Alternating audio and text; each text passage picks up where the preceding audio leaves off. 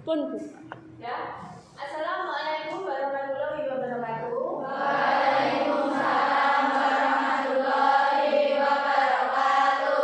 Selamat pagi anak-anakku semuanya. Pagi, Bu. Gimana kabar kalian semuanya? Alhamdulillah baik. Ya, semoga kalian semua dalam keadaan sehat walafiat, tidak kurang suatu apapun. Amin. Baik, untuk pembelajaran hari ini, silakan Anda menyimak video yang akan ditampilkan Bunda. Untuk pembelajaran hari ini, materi yang akan kita pelajari adalah membuat laporan keuangan. Silakan Anda melihat video yang Ibu tampilkan berikut ini. Selamat menyaksikan.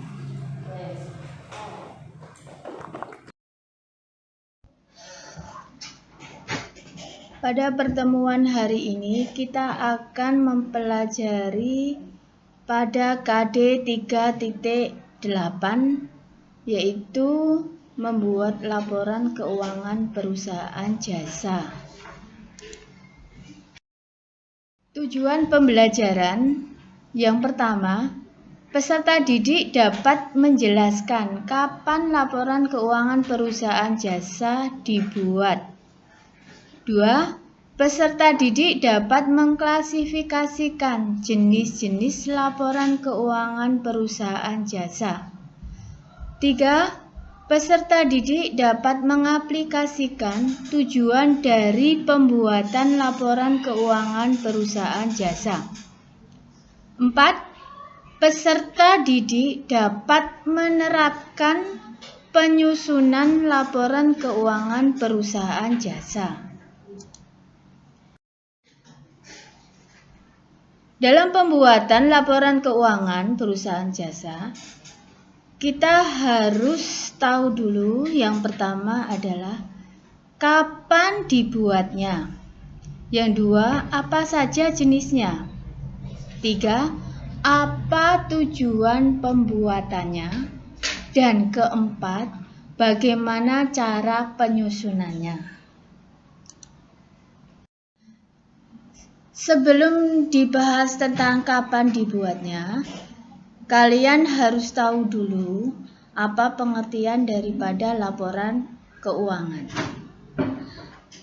Laporan keuangan adalah catatan yang memberikan informasi keuangan suatu perusahaan yang telah menjalani kegiatan usahanya selama satu periode akuntansi. Biasanya itu adalah satu periode akuntansi adalah selama 1 tahun. Laporan keuangan yang dimaksudkan itu adalah untuk menyediakan informasi keuangan suatu badan yang akan digunakan oleh pihak-pihak yang berkepentingan. Ada dua pihak yang berkepentingan dalam suatu perusahaan. Yang pertama adalah pihak ekstern, yang kedua adalah pihak intern. Pihak ekstern contohnya apa? Yaitu pertama adalah investor, yang kedua adalah kreditor. Itu salah satu contoh pihak ekstern. Kenapa kok pihak eksternal itu misalnya tadi contohnya adalah investor dan kreditor, kenapa membutuhkan laporan keuangan? Nah, di sini kenapa membutuhkan laporan keuangan? Investor itu mau menginvestasikan uang ke perusahaan itu harus tahu dulu laporan keuangan di suatu perusahaan itu dalam keadaan sehat atau tidak. Gitu ya.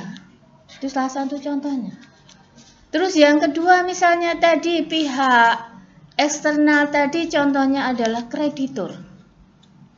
Kreditor itu dalam artian adalah pihak bank. yang mau ngasih kredit ke perusahaan. Nah, pihak kreditur atau bank yang mau ngasihkan kreditnya ke bank otomatis juga harus tahu laporan keuangan di perusahaan itu sehat atau tidak. Nah, jangan-jangan nanti kalau tidak melihat laporan keuangan sehat atau tidak, sudah ngasih kredit uangnya, sudah terlanjur ngasih uang, ternyata perusahaannya apa? Pailit. Nah, seperti itu. Itu salah satu pihak eksternal perusahaan. Kenapa membutuhkan laporan keuangan? Yang kedua adalah pihak internal perusahaan. Misalnya apa? Pihak internal perusahaan contohnya diantaranya yang pertama adalah pemilik. Nah, kenapa pemilik itu harus tahu laporan keuangan? Salah satunya adalah dia sebagai pemilik itu tahu usahanya itu jalan atau tidak. Itu dilihat dari hasil laporan keuangan. Gitu ya. Terus yang kedua, siapa lagi pihak internal yang membutuhkan laporan keuangan? Yaitu adalah manajer. Kenapa manajer membutuhkan laporan keuangan? Sebagai pengambil keputusan. Pengambil keputusan yang bagaimana? Dilihat dulu laporan keuangannya. Kalau misalnya tidak bagus, ya diambil suatu keputusan, tindakan gimana caranya agar bisa apa? Laporan keuangannya itu bisa bagus. Itu harus dianalisis, jangan sampai perusahaan itu menjadi pailit seperti itu. Terus yang ketiga contohnya adalah karyawan suatu perusahaan. Kenapa juga membutuhkan laporan keuangan dalam suatu perusahaan? Nah, karyawan kenapa membutuhkan laporan keuangan? Itu biar mengetahui keadaan atau posisi perusahaan yang dia bekerja. Nanti bisa diambil suatu keputusan, misalnya laporan keuangannya kok tidak bagus kan, dia bisa mengantisipasi mau bekerja melanjutkan di situ atau resign. Seperti itu ya Mbak ya. Terus setelah itu dalam suatu laporan keuangan itu harus memenuhi karakteristik kualitatif. Yang pertama adalah dapat dipahami. Maksudnya dapat dipahami itu apa? Informasi yang terdapat dalam laporan keuangan itu harus dipahami oleh pemakai. Mudah dipahami, meliputi pembacaan daripada laporan keuangan itu memiliki pengetahuan yang memadai tentang aktivitas ekonomi dan bisnis. Yang kedua adalah relevan. Relevan di sini adalah pengaruhnya pada keputusan ekonomi, yaitu dapat mengevaluasi peristiwa masa lalu, masa kini, atau masa depan sebagai evaluasi di masa lalu. Yang ketiga adalah keandalan. Informasi dalam keuangan itu harus andal, maksudnya bebas dari hal-hal yang menyesatkan, kesalahan, dan dapat diandalkan pemakainya sebagai penyajian yang tulus dan jujur. Ya. Terus 4, dapat dibandingkan. Maksudnya di sini dapat dibandingkan adalah memiliki dapat dilakukan antar periode untuk mengetahui kecenderungan atau posisi dan kinerja keuangan perusahaan. Nah, itu tadi sekilas tentang pengertian tujuan dibuat laporan keuangan. Sekarang kita Kapan dibuatnya laporan keuangan? Laporan keuangan itu dibuat pada setiap akhir periode akuntansi. Nah, bisa pada akhir periode, jadi tidak mesti harus akhir tahun. Terus apa saja jenisnya? Jenisnya itu ada 5 laporan. Yang pertama adalah laporan laba rugi. Yang kedua adalah laporan perubahan modal. 3 laporan neraca. 4 laporan arus kas. Dan kelima laporan catatan laporan keuangan. Dari kelima laporan yang di atas, yang hanya kita pelajari itu cuma 3, yaitu yang pertama adalah laporan laba rugi, laporan perubahan modal, dan neraca. Sekarang kita bahas satu-satu dari ketiga laporan tadi. Ya. Yang pertama adalah laporan laba rugi atau income statement.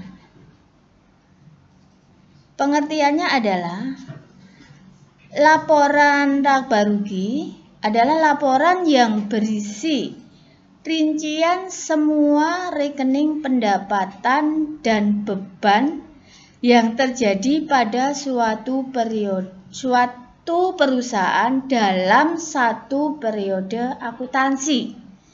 Rekening pendapatan dan beban ini maksudnya adalah rekening nominal.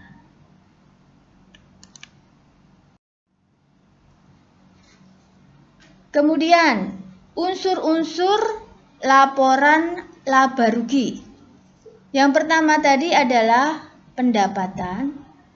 Yang kedua adalah beban. Pendapatan atau penghasilan itu meliputi ada pendapatan dari penjualan barang dan jasa, ada pendapatan sewa, dividen, bunga, komisi, dan penjualan aktiva tetap. Terus yang kedua adalah beban. Beban itu terjadi akibat adanya penerimaan nilai aktiva atau bertambahnya kewajiban yang mengakibatkan penurunan modal bukan karena penarikan modal oleh pemilik ataupun pembagian laba. Sekarang ke B, bentuk laporan laba rugi. Sebelum ke bentuk laporan laba rugi, ini istilahnya, kenapa kok laporan laba rugi labanya didahulukan daripada ruginya? Kok kenapa enggak laporan rugi laba? Laporan laba rugi di sini ada kalimat laba rugi, labanya didahulukan daripada ruginya. Ini punya maksud dan tujuan. Maksud dan tujuannya apa? Diharapkan perusahaan itu dalam menjalankan usahanya mengalami laba, tidak rugi begitu. Makanya dalam membuat laporan laba rugi ini kata laba rugi, labanya itu didahulukan dulu daripada ruginya. Itu ya. Sekarang bentuk laporan laba rugi itu ada 2. Yang pertama adalah single step atau langsung. Ya. Single step atau langsung. Jadi di sini semua pendapatan itu dikelompokkan tersendiri di bagian atas dan dijumlahkan. Kemudian semua beban dikelompokkan tersendiri di bagian bawah dan dijumlahkan.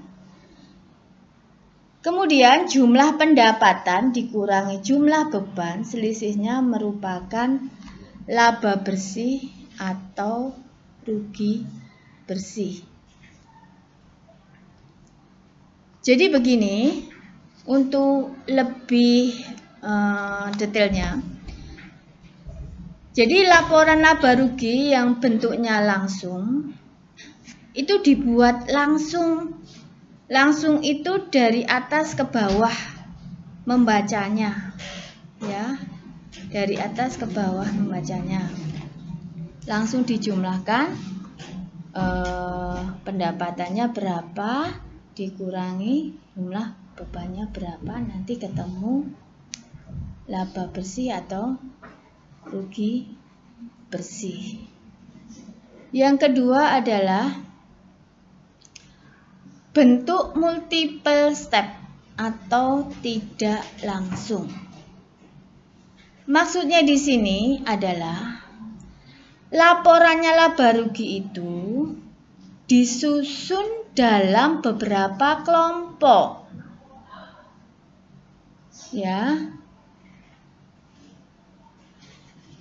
Pada perusahaan jasa dikelompokkan pertama adalah dibedakan misalnya pendapatan usaha dan pendapatan di luar usaha. Demikian juga bebannya juga dibedakan menjadi dua, yaitu menjadi beban usaha dan beban di luar usaha. Itu. Pendapatan dan beban usaha disajikan pertama, pendapatan dan beban di luar usaha disajikan kemudian. Itu ya. Terus, langkah-langkahnya menyusun laporan laba rugi. Ada beberapa langkahnya yang harus diperhatikan. Yang pertama adalah judul laporan. Judul laporan itu ditaruh di atas. Dituliskan yang pertama adalah nama perusahaannya dulu, di bawahnya kemudian nama laporannya, dan periode laporan di tengah atas halaman. Dimaksudkan di sini adalah nama perusahaan. Kalau perusahaan jasa misalnya bahwa di atas ditulis Salon Wangi, gitu ya. Terus bawahnya nama laporannya apa? Laporan laba rugi. Terus periode laporan di tengah atas halaman itu misalnya ditulis untuk periode yang berakhir tanggal 31 Desember 2022. Misalnya seperti itu. Itu menuliskan judul laporan. Ya. Yang kedua, isi laporan. Isi laporannya itu ada bentuknya single step. Single step itu menuliskan semua pendapatannya. Yang kedua, menuliskan semua beban. Terus dihitung selisih dari pendapatan dan beban. Jika pendapatannya tadi lebih besar daripada beban, maka selisihnya ketemu laba bersih. Dan jika sebaliknya, jika bebannya itu lebih besar daripada pendapatannya, maka selisihnya itu disebut rugi bersih. itu yang bentuk single step. Sekarang bentuknya multi step. Bagaimana? Tulis pendapatan usahanya dulu. Yang kedua, beban usahanya. Ketiga, dihitung selisih pendapatan dan beban usahanya. Tadi kalau pendapatan usahanya itu lebih besar dari beban usaha, selisihnya itu kan disebut laba usaha. Dan sebaliknya, kalau pendapatannya itu lebih kecil dari beban usaha, maka selisihnya itu disebut rugi usaha. Kalau sudah, berikutnya ditulis beban di luar usaha. Kalau sudah, dihitung selisih pendapatan dan beban di luar usaha tadi. Pun sama caranya tadi. Jika pendapatan di luar usahanya itu lebih besar daripada beban di luar usaha, maka selisihnya disebut laba di luar usaha. Dan jika sebaliknya, maka selisihnya disebut rugi di luar usaha. Berikutnya, menghitung laba rugi usaha dengan laba rugi di luar usaha, hasilnya disebut laba rugi bersih sebelum pajak. Laba bersih sebelum pajak dikurangi pajak penghasilan yang dikenakan dan hasilnya disebut laba bersih setelah pajak. Ini contohnya, contoh laporan laba rugi. Misalnya bengkel mobil Hadian Putra. Laporan laba rugi per 31 Desember misalnya 2021. Ya. Nih. Periode yang berakhir ya. Maaf, ini periode yang berakhir tanggal 31 Desember 2021. Pendapatan usaha. Nah, pendapatan usaha itu meliputi apa saja? Ini kan bengkel. Makanya di sini ditulis pendapatan jasa servis, misalnya 1 juta. Terus ada pendapatan bunga, ditambah ada pendapatan bunga, ketemunya 1.120.000. Ini jumlahnya pendapatan. Kemudian beban-beban usaha. Beban usahanya meliputi apa saja? Misalnya ada beban gaji, beban penyusutan peralatan, beban asuransi, beban perlengkapan, beban bunga, dan itu semua dijumlah jadi satu semua beban. Nah, temunya jumlah beban usaha. Kemudian jumlah pendapatan tadi yang di atas 1.120.000 tadi, terus dikurangi semua jumlah beban usaha, ketemunya adalah laba bersih. Ada beban usaha, beban gaji itu dikelompokkan sendiri. Baru kemudian di bawahnya itu adalah pendapatan di luar usaha. Misalnya pendapatan bunga berapa, kemudian beban di luar usaha dijumlahkan semuanya. Ketemunya juga sama tadi. Temunya laba bersih. Nah, setelah kita bahas tentang laporan laba rugi, kita lanjut ke laporan perubahan modal. Contohnya sama tadi ya, menuliskan judul, nama perusahaannya dulu, terus laporannya bentuknya apa, terus periodenya tahun berapa. Dalam membuatkan laporan perubahan modal, yang pertama adalah modal awal. Modal awalnya itu berapa? Modal awal misalnya modal 1 Januari tahunnya 2021 misalnya. Sekian. Terus Dari situ kita bisa ini ada keterkaitannya ya. Kenapa membuat laporan keuangan itu harus berurutan? Berurutan itu adalah yang pertama laporan laba rugi dulu, terus kemudian perubahan modal, baru ke neraca. Ya. Modal awal dalam membuat laporan perubahan modal awalnya dulu berapa? Terus kemudian tadi dalam laporan laba rugi ketemunya laba atau rugi. Kalau laba berarti apa? Menambah modal awal. Ya. Kalau rugi adalah mengurangi modal.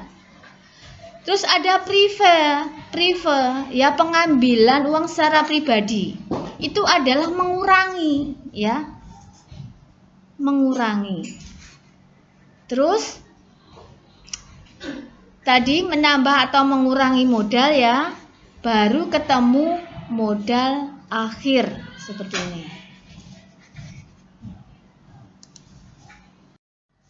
Setelah tadi membahas laporan perubahan modal, kemudian kita bahas tentang neraca. Neraca atau disebut juga dengan laporan apa?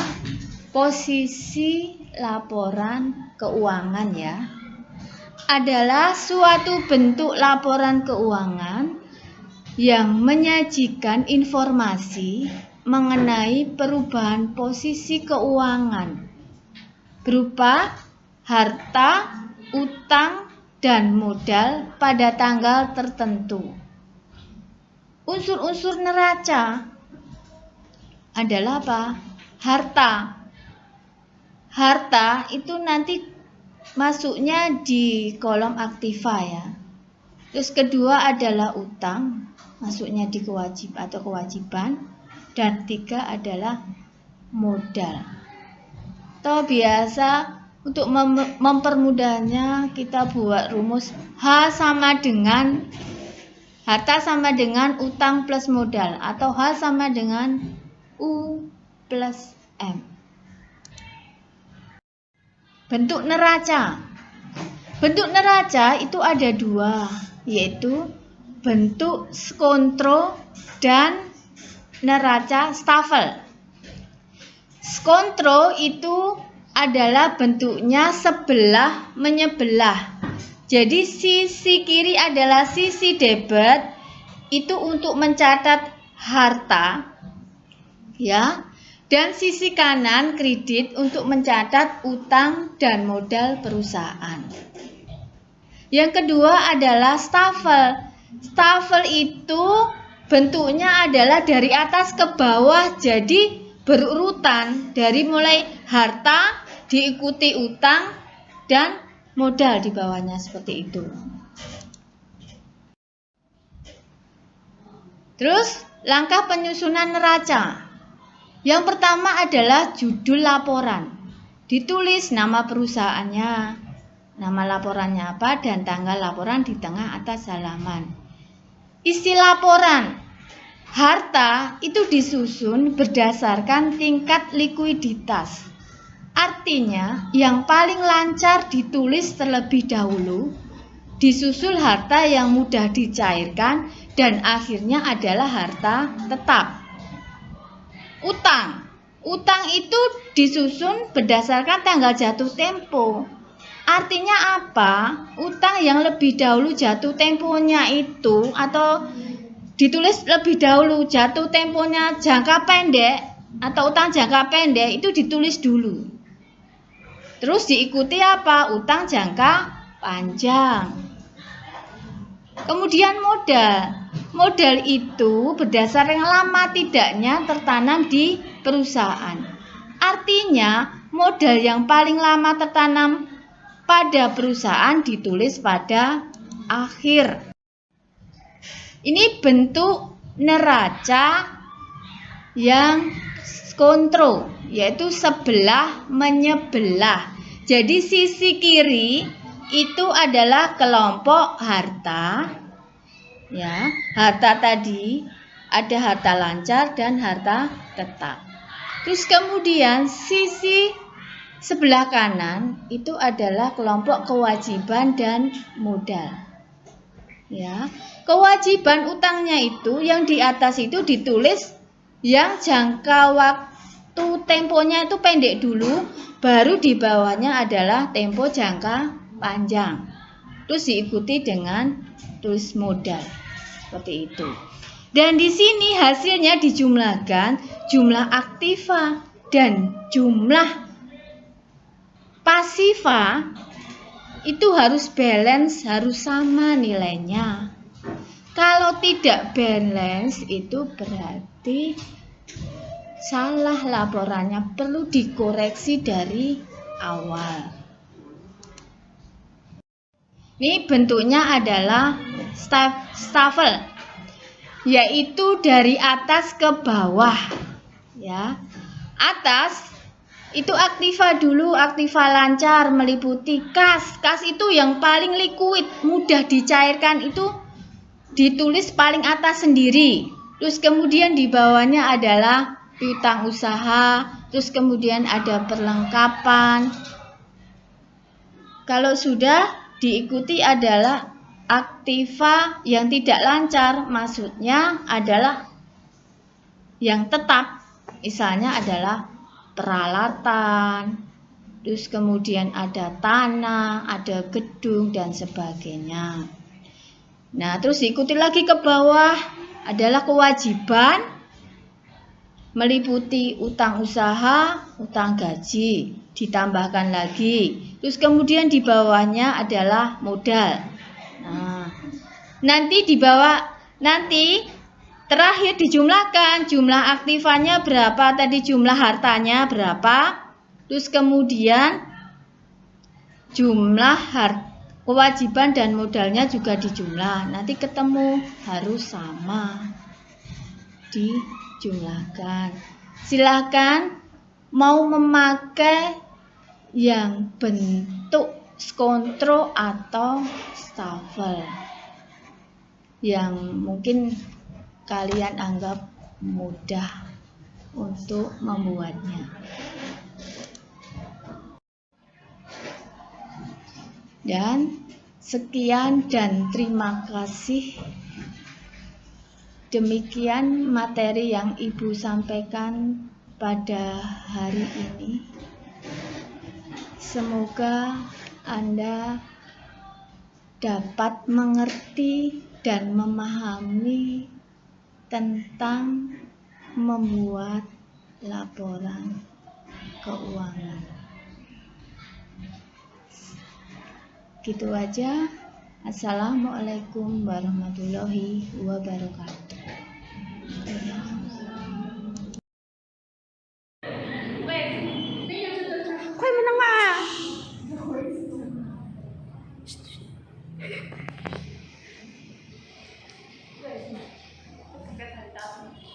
Setelah kalian melihat video yang Ibu tayangkan tadi, Ibu harapkan Anda dapat mempelajari dan memahami materi tersebut. Untuk tugas hari ini, silakan Anda lihat di WA Group dan akan kita bahas pada pertemuan berikutnya. Wassalamualaikum warahmatullahi wabarakatuh. Waalaikumsalam.